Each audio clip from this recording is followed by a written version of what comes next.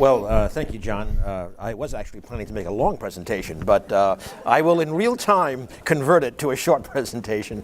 It really is a pleasure to be here at CSIS. I also, as John said, it's no joke asking the driver coming over, why aren't we stopping here at K Street? But it's really a pleasure now to be here in your inaugural, I guess officially at least, inaugural week to make some remarks. It's actually an exciting time to be back at DOE. The president in June had these two policy speeches. The first in Berlin, where he revisited the Prague nuclear security agenda, and then, of course, at Georgetown with the Climate Action Plan discussion. And as this audience knows, both of those are important elements, very important elements of the DOE's agenda. So it's kind of exciting, and I might say it also aligns, of course, as we also know, with the CSIS agenda, and that's why I think this is a really great place to come and make a set of remarks, somewhat stimulated by the anniversary of the 40th anniversary of the Arab oil embargo, which clearly led to so many profound changes in how we view the energy world, how we address energy problems, and of course, within a few years, the Department of Energy being born to help address those problems. So today, I think in my now short presentation, I will make a few remarks about some of the obvious changes since 1973, but then I want to move on to talk about at least how we are thinking about what are today's energy-related security challenges, what are some of the policy directions we pursue for those, and in particular, let's say a little bit at least about some of the technology pathways to follow those policy directions and what we are doing and plan to do at the Department of Energy. So 1973, I think there are regrettably too many of us in this room who remember 1973, and a few who are fortunately younger than that. But clearly, geopolitically, obviously, no EU. There was a Soviet Union, no European Union. Iran was a close ally. We might remember in 1973. We had maybe cooling, but not terribly chilly relations with Venezuela, et cetera. I mean, really a huge difference when we think back to that time. President Nixon had just come back from China, another watershed event, visiting China with a GDP of just about $100 billion at that time.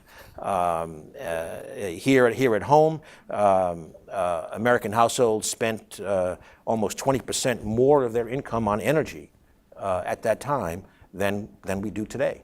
Energy it's a real changing dynamic.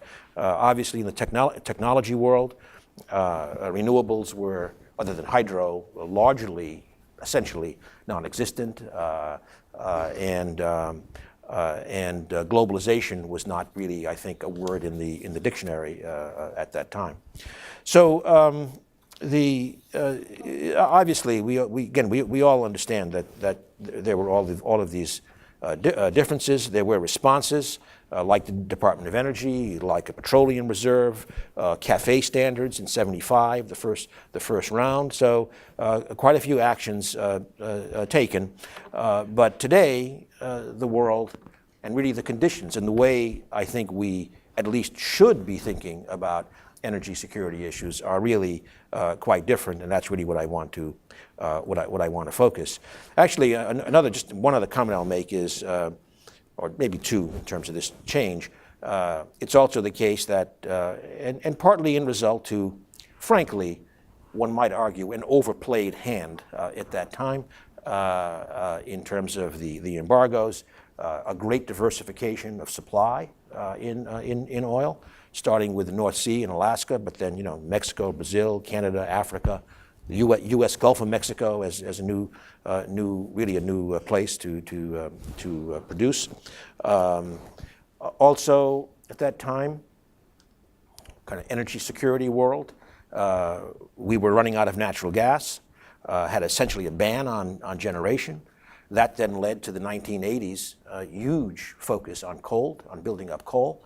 So we kind of forget that this coal buildup was really very, very much coupled to these security concerns, something that we're struggling with, but something, frankly, we have to keep in our context now as we engage in the international debate on climate change. A lot of other countries are also focusing on coal with perhaps not dissimilar conditions that we had then. So let's kind of move up to to where we are today, and obviously the rise in domestic oil and gas production is a well-known part of that story. I think it's not maybe focused on enough that just last year, I think we had the greatest increase in oil production in our history, 1 million barrels a day increase, and that driven to a very, very large extent by the Bakken and Eagle Ford plays. So again, very, very, very, very different situations. Today we have, again, a much diversified energy supply, besides oil, gas, nuclear, wind, solar, other renewables, biofuels, 10% of the supply. And now the issue is blend wall challenges as opposed to building up this alternative. Clearly, a huge increase on the demand, a huge advance on the demand side. Vehicles, 11 miles per gallon, 1973, 25 now, 24.9, on the way to 50 plus in 2025. 2% per year energy intensity decline, which means improvement, et cetera, et cetera.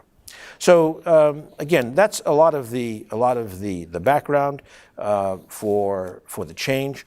Let me now move into, again, what I would put forward as four energy security, energy-related security challenges for the path ahead.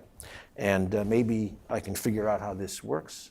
Okay, so just putting up there a slide, don't pay too much attention to it, but the first point is that the geopolitics of natural resources and the supply-demand balance, does remain an important security concern.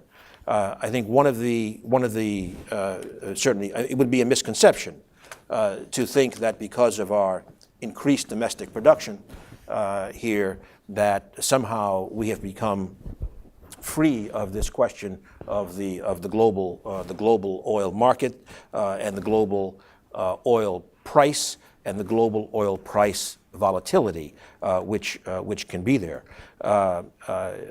In fact, one can argue whether today's prices are high, are structural or not, but we are certainly in a situation where there are substantial, let's call it unplanned outages in terms of current oil supply, maybe a little bit tight on the reserve production capacity, and as we know, again, we are not independent of that global price. So we still need to address this issue of the global oil markets, and clearly we have a number of policy options and technology directions to address this. Number one, well, already mentioned, I won't spend a lot of time on it, is the issue of increasing domestic production, and that's something that, again, we all know is going on quite strongly right now. But I want to emphasize is that a key political and policy objective has to be continuing reduction in our oil dependence. So even as we produce more oil, we still need to be focused on reducing our oil dependence. That has three principal thrusts: efficient vehicles, and we've already mentioned the 2025 CAFE standard goal. And again, we are already seeing today the impacts of this move in that direction with increased efficiency. Secondly, alternative fuels. And there, we continue to push on the technology pathway towards next generation biofuels. As an example, we believe that our Energy Efficiency and Renewable Energy Office projects from basic research, actually in our Office of Science, to support for pilot and beyond pilot scale biorefineries, we believe the technology in place today is on a path with scale up, et cetera, to the low $2 and maybe $2.15 per gallon of cellulosic ethanol, perhaps towards the end of this decade. Now that's $2.15, not gallon of gasoline equivalent. So with the energy density, we still have a ways to go. But we're getting into the ballpark. Is the point of being able to provide biofuels at a reasonably competitive cost. Clearly, there's a lot of discussion about natural gas vehicles, and I think one of the important sets of announcements recently is the fact that we will be seeing production and sales of biofuel gasoline natural gas vehicles. As a reminder, we have not had that in the United States, largely because of an unintended consequence of policy. That's changing. That's what the world does in terms of natural gas, principally biofuel vehicles, and this could open up that pathway substantially. Finally, I just comment that, efficiency, alternative fuels, electrification of vehicles remains something that we are strongly committed to, and frankly, pretty bullish about. Here is a picture, if you can read it. Those blue bars are reduction in vehicle battery costs. Let's call it, say, $500 per kilowatt hour of storage today. About a factor of 2 reduction in a relatively short time.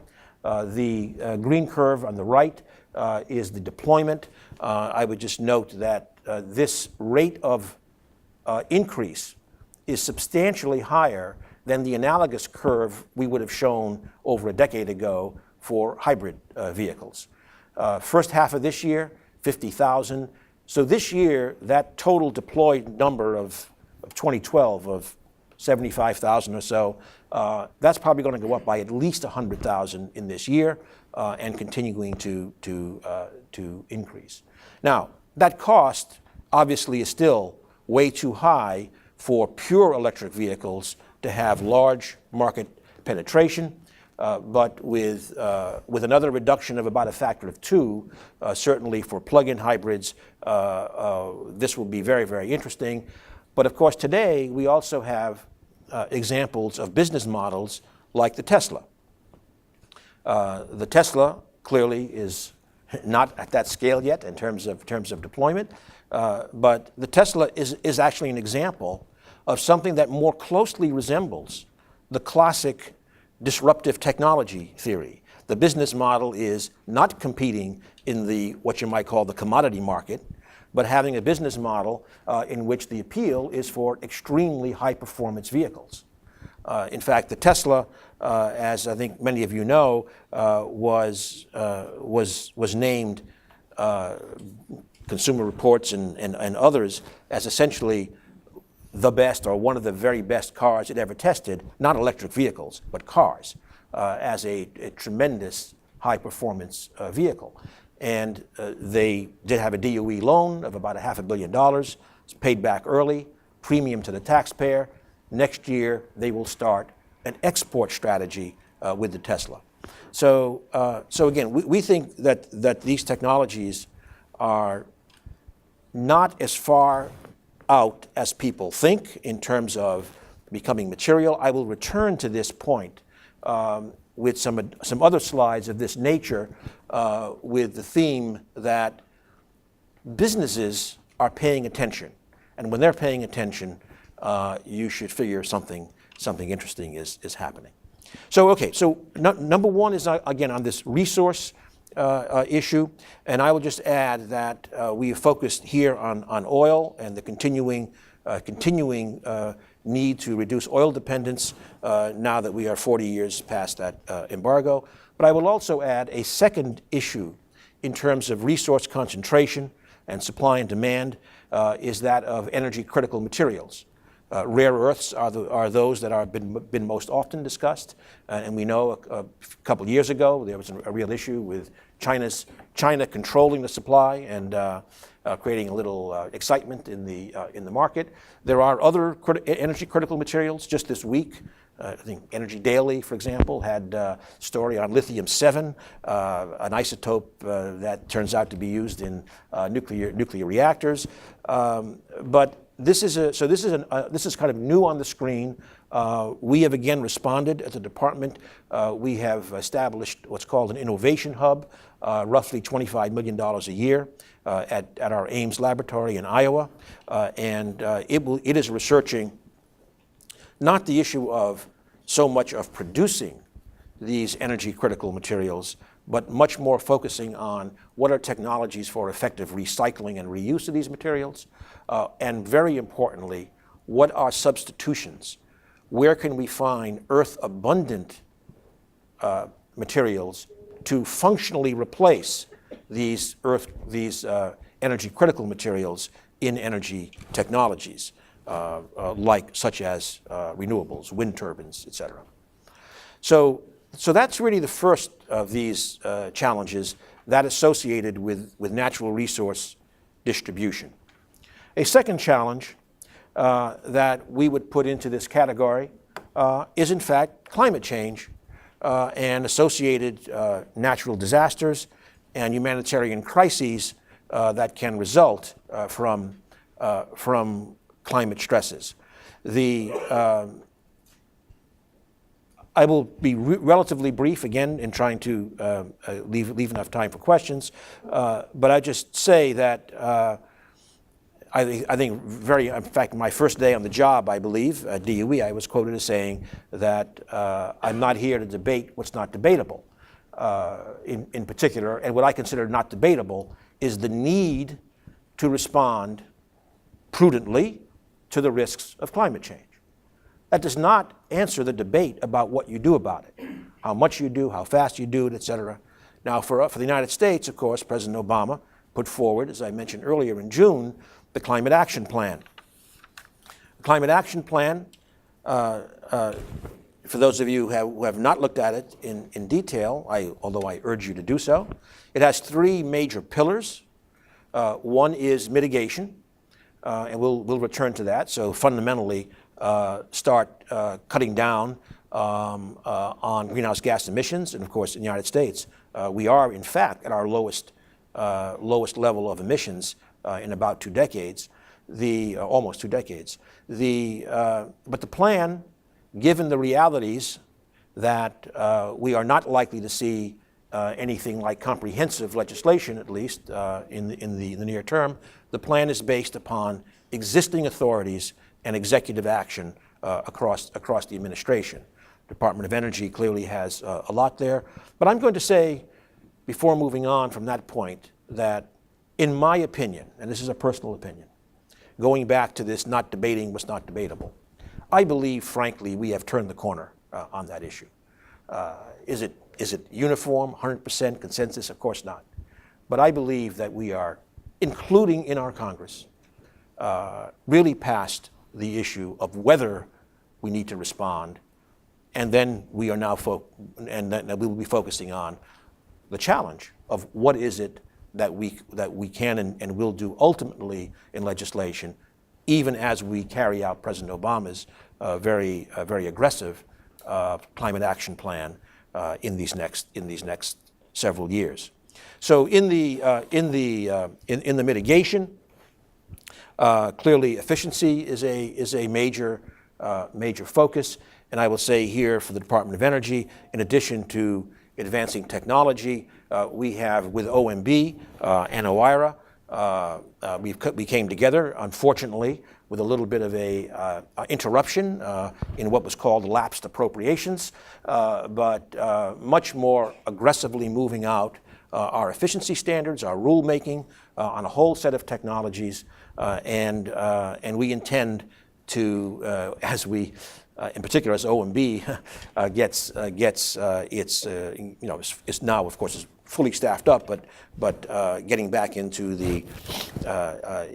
into their activities, that we will intend to pick up that pace once again of pursuing a whole set of efficiency standards. We have said publicly our next notice of proposed rulemaking we are targeting for next month on a very important issue of electric motors. A second issue clearly is decarbonizing power generation. And let me again show a few of those slides. Actually, first on efficiency, this is the story on LEDs. I think it is. I can't see that far, but same general story as before. The blue bars, costs falling really fast. In fact, when we did this like a month ago, this is on our website, the 60-watt incandescent replacement LED was pegged at about $15. Last week, Walmart announced they're selling LEDs from 9-something to 11-something.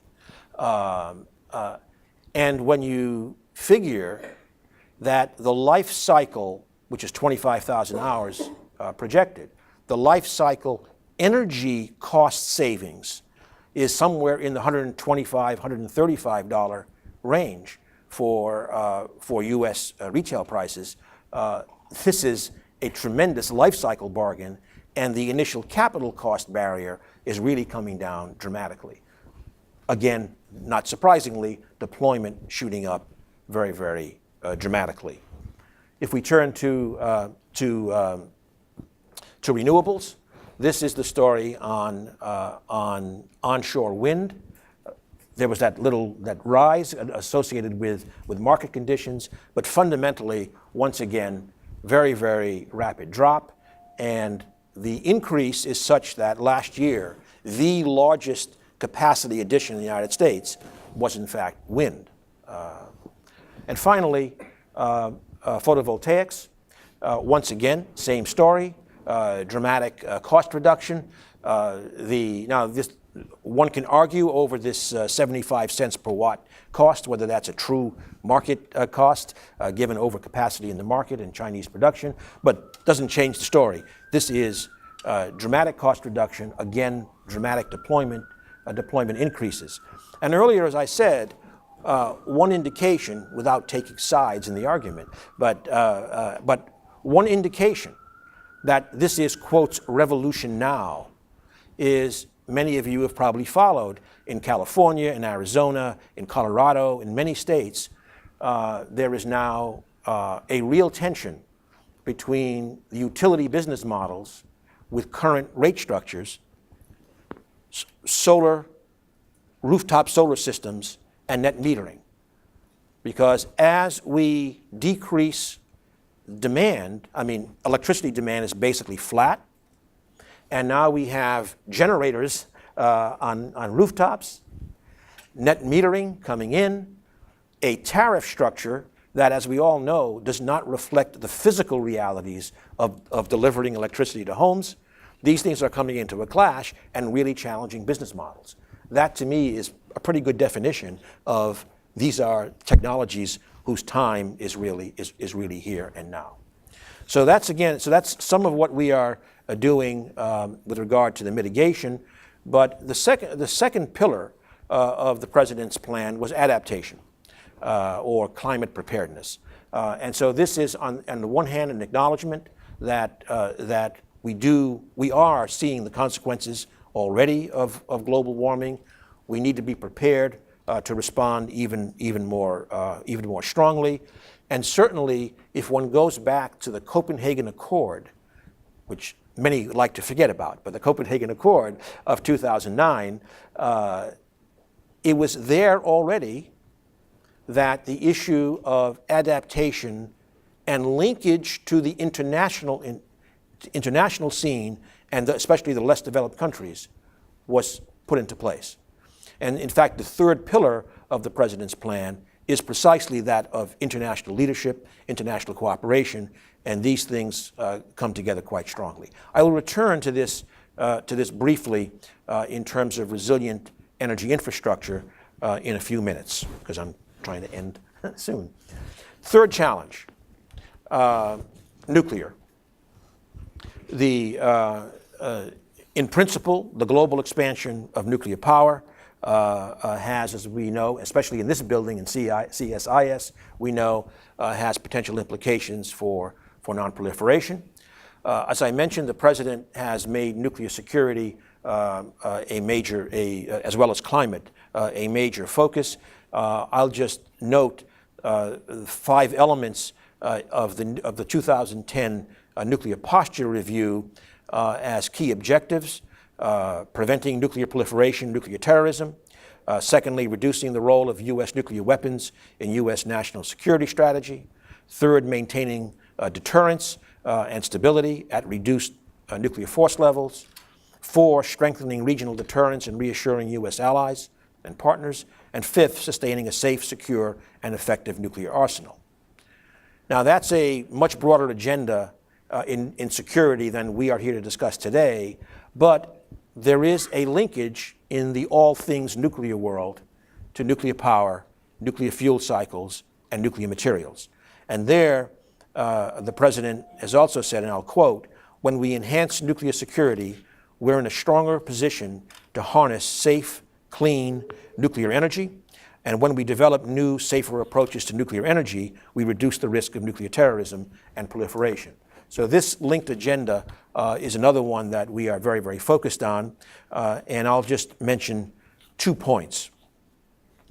One is nuclear waste disposal remains a challenge and is important in this context. For example, our inability to manage nuclear waste right now precludes certain policy options, such as so-called fuel leasing with other countries, which could be a very, very strong position. So nuclear waste disposal is really critical in the context that we are talking about today, energy and security. The administration's position is that we believe that we will really make progress only when we have a real consent-based approach, as recommended by the Blue Ribbon Commission on America's Nuclear Future, which I had the pleasure of serving on under Brent Scrowcroft and Lee Hamilton's chairmanship a few years ago. So we are advancing that agenda.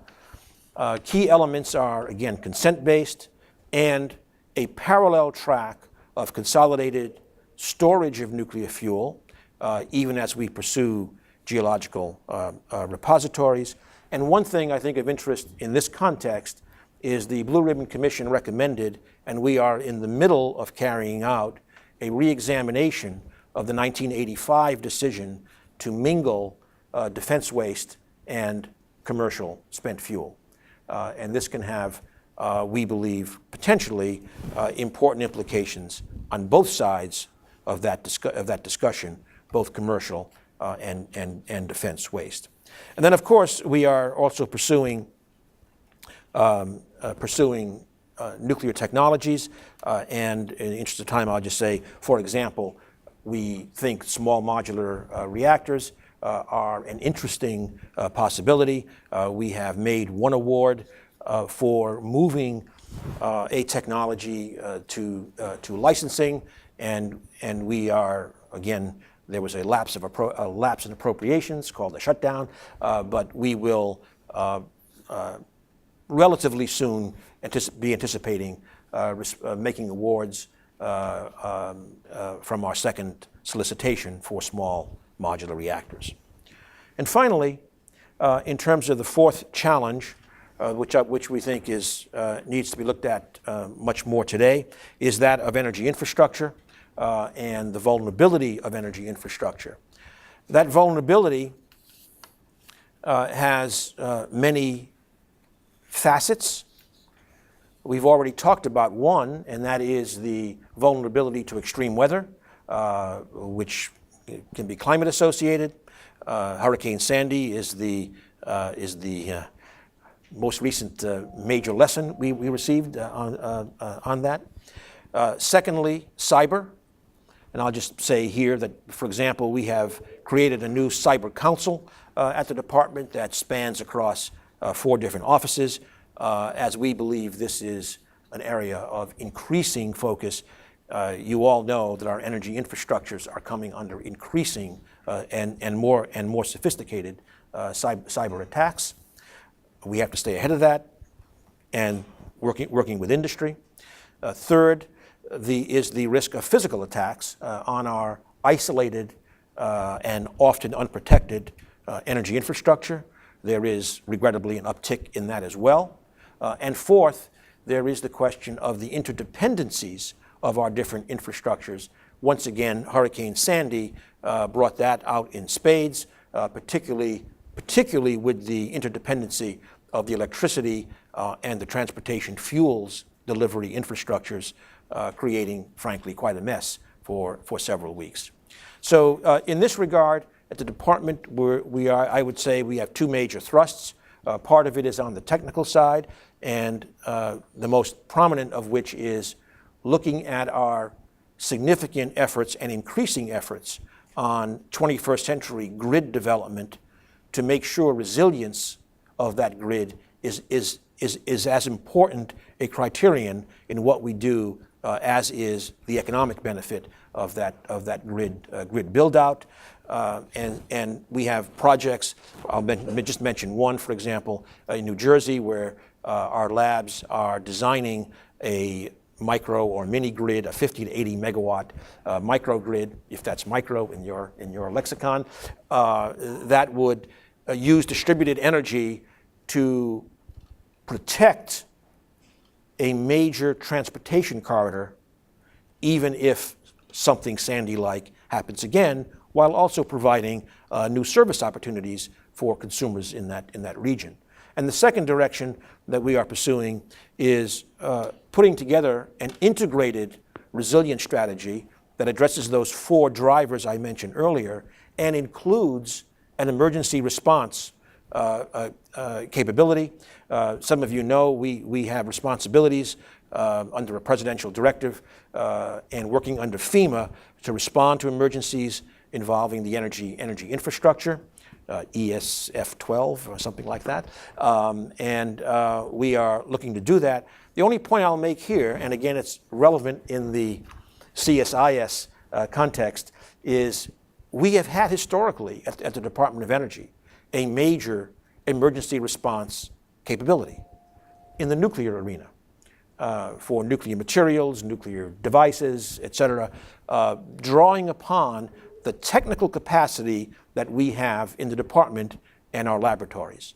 Now the issue is to do a similar thing. We're at a much earlier stage, building up based upon our technical capacity in the energy arena and energy infrastructure arena, building up a similar response capability, but addressing it in a more complex way, because in contrast to nuclear devices and nuclear materials, this obviously, the energy sector is principally in the private sector, and that poses additional challenges in terms of how we can exercise authorities with them, provide them waivers for acting together in an emergency.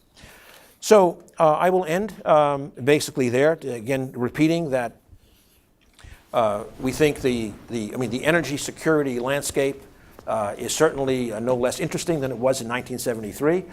It is somewhat different. The natural resource concentration issues are different, including energy critical materials. Climate is a real threat multiplier potentially, particularly in unstable societies. It's a security issue as well as an environmental issue. The nuclear issues, we need to work at home in terms of things like waste management, as well as working internationally but I won't go into this, but CSIS has done a major study in terms of the way in which our U.S. role in international nuclear commerce is critical for our non-proliferation aims. And fourth, we need to work in a coherent way to increase resilience of our energy infrastructure. So as I said, it's an exciting time to be at the Department of Energy, and thank you for your attention.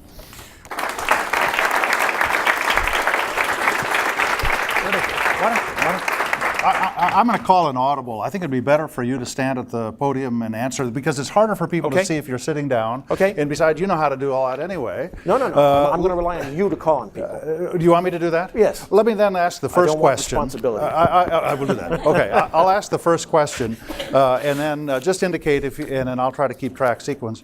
All right, let me ask you about the blessing, but the curse of cheap gas. I mean, we've had this, and I said that intentionally rather provocatively. It's a wonderful blessing for America to have this gas revolution, fracking. It's fundamentally transformed the energy landscape. It's so abundant that the price is very low. Now, of course, that has a capacity of undermining nuclear energy in America with very long and very high capital costs. It makes renewables far less cost effective, at least up front, and it requires longer term subsidies. No Secretary of Energy is going to advocate higher prices, but I would like to ask you to help us think. And I don't. And you don't. So let's make sure the record is clear. Let that be noted. Noted. But help us think through, what is the portfolio that we ought to have in 15 years? How do we want to think about that, given the enormous impact that this fracking revolution is having on today's energy economics? So, well, again, I think we would all agree on the premise that it's having an enormous impact on the energy sector. Several points. One is, first of all, if I start kind of looking inward at the Department of Energy, a key objective of ours is to support the research, development, demonstration, and deployment of technologies that draw upon all of our energy sources so as to make them, with the objective, some of the innovators hate this, but the fundamental objectives of lowering cost so that they will be competitive in what we firmly believe will be a low carbon future. So fundamentally, it's the basis is we've got to have marketplace competition. Secondly, we should also remember marketplace sounds like a universal word, but the marketplaces in different places are very, very different, and that includes for gas. So it's not going. It's not like we have one size fits all electricity distribution mix in different parts of the country. Certainly not in different parts of the world. Third, I think we have to examine the policy instruments that would help to maintain what is, after all, a very important issue: diversity of sources. That takes many turns, but I mentioned one earlier in the context of this issue arising with PV and net metering, et cetera, that I don't have the answers, certainly, but we all recognize that we have tariff structures that were created at a different time and do not reflect what our challenges are. So I think we need to address that, and I would say that we are still at the early stages of a major effort called the Quadrennial Energy Review, which was spelled out in the President's Climate Action Plan, where we are pulling together, we, DOE, as kind of the executive secretary, White House leadership, to convene agencies across the government to get integrated approaches, especially focusing initially on energy infrastructure as an enabler for that set of diverse fuel sources. Okay. can open it up for a few questions. Let's start right down here, and then we'll come back. We've got 3 lined up. We have a microphone, please. Hi, I'm Bob Hershey. I'm a consultant. What technologies And an seem... MIT graduate. Yes, I am. What technologies appear promising for things like energy efficiency? Well, one of course we already mentioned was the LEDs. I think are just going to have a tremendous deployment profile, and not only, I might add, not only in the United States, but globally, and globally meaning including in less developed countries. The reason there being that that's a good way of lowering the demand, the supply requirements. So I think there's a lot of interest in that also in our international financing institutions. That certainly is one area. So if I go to the vehicle side, clearly electric vehicles are a form of efficiency per se. In fact, on our website, we have something called e-gallon, which is not the capital cost, but the operating cost of an EV is roughly $1, just over $1, a national average on a gallon of gasoline equivalent. And that's essentially connected to the cost of electricity and to the inherent efficiency of the vehicles. In the institutional commercial side, we still have an enormous way to go in terms of combined heat and power, for example, and hybrid systems. We have a $8 billion loan guarantee program that we will be issuing a final request for proposals, which will be focused on exclusively focused on fossil fuel technologies that lower emissions. Fossil fuel technologies that lower emissions, not exclusively, but has a huge overlap with the efficiency objectives. So that's some of what we're doing. On the 5th row, right back here. We'll go ahead, please. And I'm a Japanese, and I'm from Tokyo Electric Power Company. Would you please comment on exporting a shale gas? Because since Fukushima accident, we have suffering from a very expensive price of natural gas. So if you permit us, you've always suffered from a high price of natural gas. But please touch on the shale gas exporting. Thank you. Well, okay. On the shale gas exports, obviously I can't discuss things that are under consideration for licenses.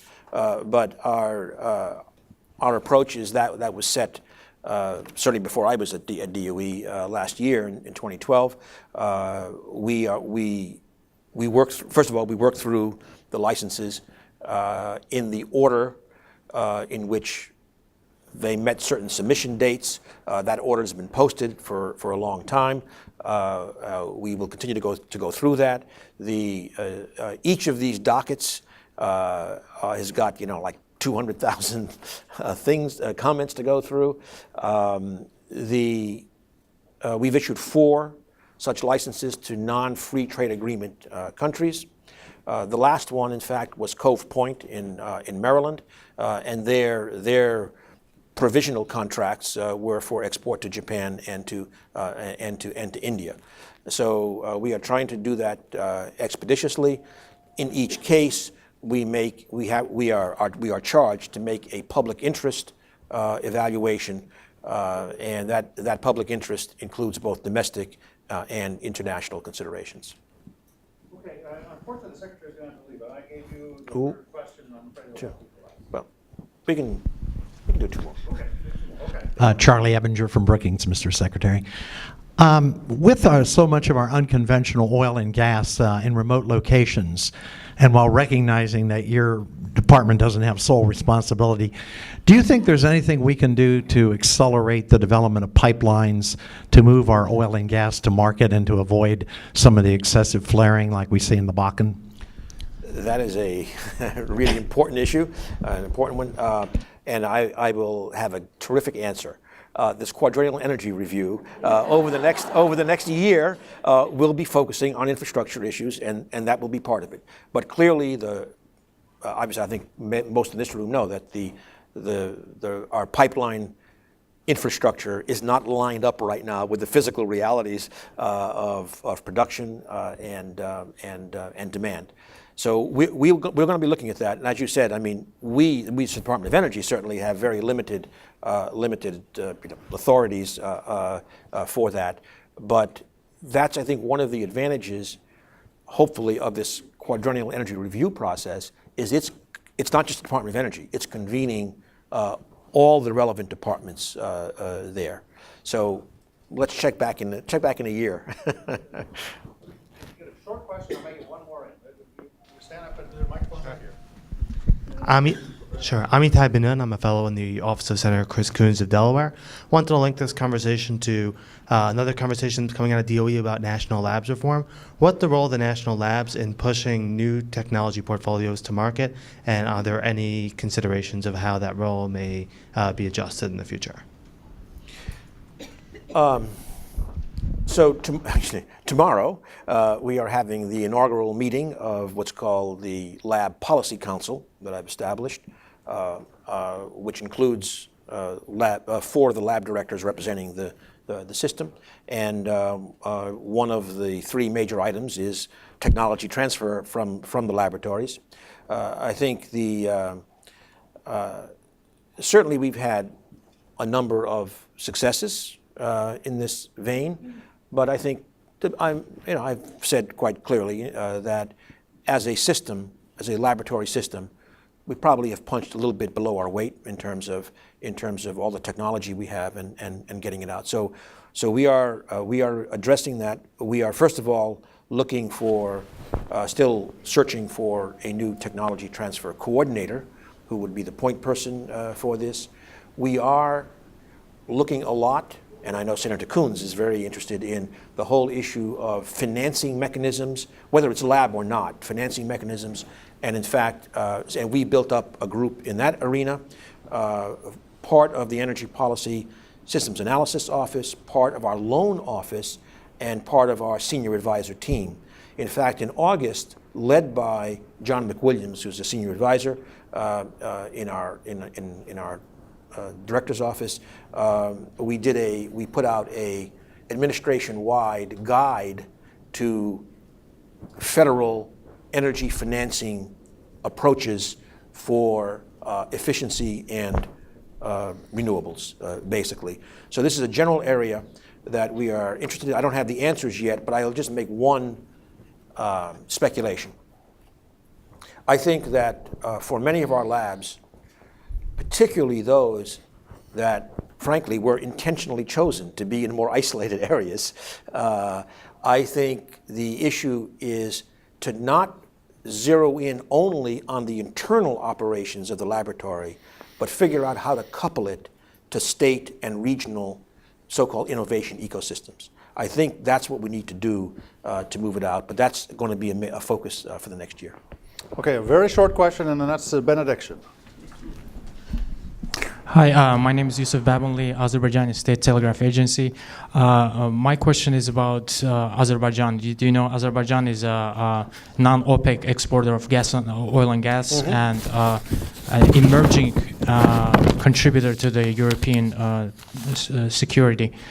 What is your stance? Should the U.S. government spend as much time on Azerbaijan and the Caspian Basin as it did for the Persian Gulf in the last 4 decades? Thank you. Well, we're over your time limit, Ernie. Was that a leading question?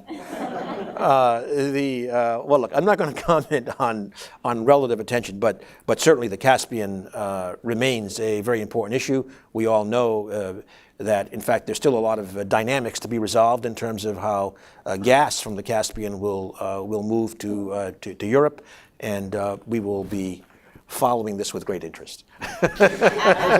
Aren't we lucky to have a secretary this good? Thank you, Ernie. Thank you.